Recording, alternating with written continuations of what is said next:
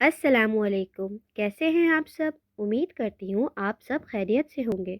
آج میں لے کر آئی ہوں آپ کے لیے ایک دلچسپ کہانی، خرگوش اور کچھوے کی۔ ایک جنگل میں ایک خرگوش اور کچھوا رہتے تھے۔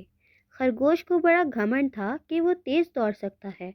وہ کچھوے کی دھیمی چال کو دیکھ کر مذاق اڑاتا تھا۔ ایسے میں ایک دن خرگوش نے کچھوے سے کہا، کیا تم میرے ساتھ دوڑ لگاؤ گے؟ ہم دونوں میں سے جو جیتے گا اس کو انعام ملے گا۔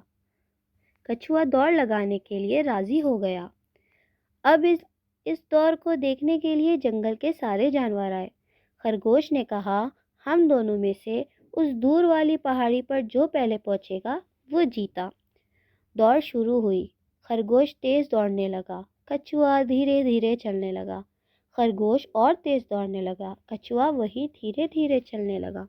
اور اس طرح تھوڑی دور جانے کے بعد خرگوش نے پیچھے مڑ کے دیکھا، اسے کچھوا کہیں نہیں دکھا۔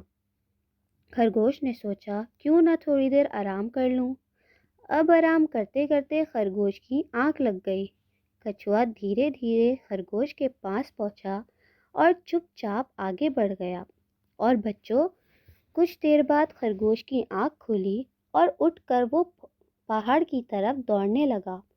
اور اس نے کچھوے کو دیکھا اور کہا، دوست تم ہی جیتے، مجھے معاف کر دو۔ اس سے ہمیں پتہ چلتا ہے کہ کسی کو کمزور نہ سمجھیں۔